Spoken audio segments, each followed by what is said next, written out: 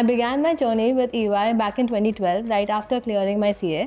And joining EY was like joining one of the most prominent Big Four players that we'd heard about. So it was really overwhelming when I first joined this place.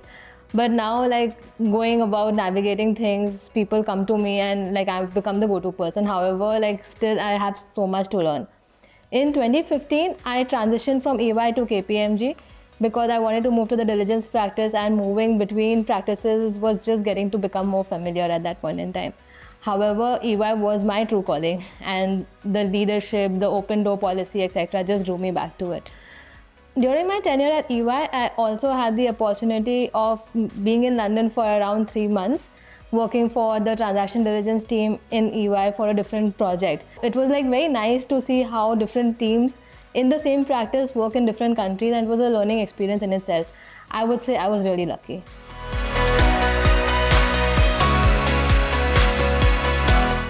Someone recently asked me, what do you do? And I said transaction diligence. They said, oh wow, Shreya, that's like a cream, right? I'm like, I don't know if it's a cream or not, but I really love it. People sometimes think that, working in the same sector, working with the same set of people in the same industry could become monotonous, or it could be like you're not learning too much. But I would say transaction diligence in itself brings it to you on plate different things, different projects, different challenges each day. It could be working with different set of people, different targets, different financial statements, finding new findings, and playing with different set of numbers altogether, I would say. So building a story each time you go along. Also, being a very people's person that I am, I like meeting new people. It helps me meet new financial advisors, technical consultants, different teams across EY, or other advisors to the client itself.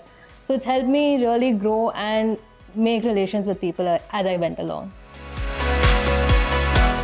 So moving from audit to diligence was the real turning point, I would say. While audit has a lot of compliance and things to follow, transaction gives you a free hand to do the things that the investor really requires.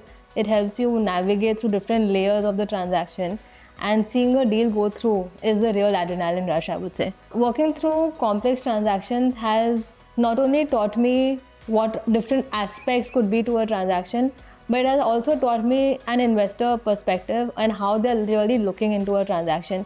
A lot of times people only say that looking at the balance sheet and the P&L is what you'll do, but if you do not know the story behind a transaction, or why that transaction is happening and what are the real deal matrices, the story is really lost, right? So getting the story through, getting a deal through, and see it through till the end is like really nice.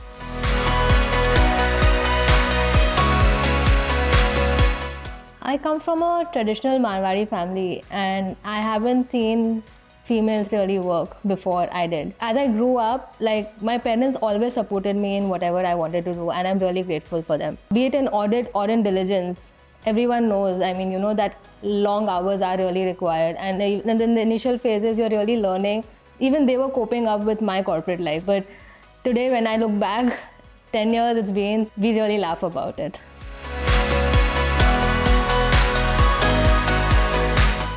Diversity is often spoken about only in terms of gender diversity, so I'll just pick that up first. The thing is that when I joined EY, be it in audit, and when even I joined diligence like around 10 years back, that time there were very few women. I used to be probably the only woman in the entire meeting room on one project at a time. But now through the 10 years, I've seen women grow. There are people who are there at the manager, senior manager, director level, and there are projects which is called a Women Power project where there are only women in the room. Also, I would say that diversity is not only about being a male-female diversity or gender diversity. However, it's also about having inclusiveness in terms of various kinds of people, the kind of places they come from, the various learnings that they are bringing to the table. We talk about Gen Zs often, that they don't want to work at this hour, or they have limitations, etc. What about millennials? Even people have dealt with us, right? If there's a new regulation change, do you know about it? I don't think so. Go ask the Gen Zs maybe.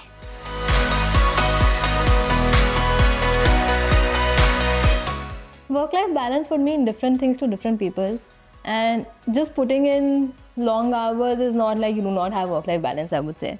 There are times when you have to prioritize work, there's sometimes you have to prioritize life, and I would say if you're doing that, that's what is work-life balance. if someone would ask me that, Shreya, have you had work-life balance now? I'd be like, maybe almost there.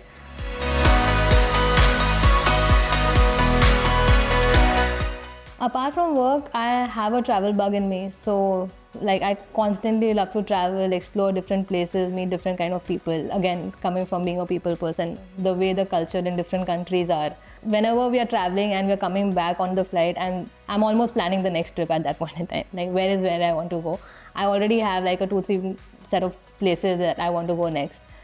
That is one. Secondly, me and my husband are very high on board games. And we picked up on that hobby during COVID when we really had nothing else to do. And since then, it's just grown.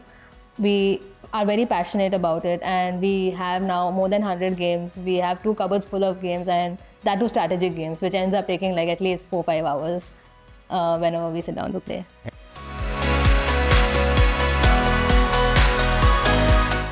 I would say anyone who's joining the workforce in Diligence, be open-minded, be ready to take up any task. No task is big or small. Be ready for thinking out of the box, bringing to the table any kind of thought processes that you have, because you're not driven by a set of procedures. Be ready to work hard and put in the hours in the initial phases so you know how to work smart. Because when you put in hard work, there's no limit. Sky is the limit, so come achieve it.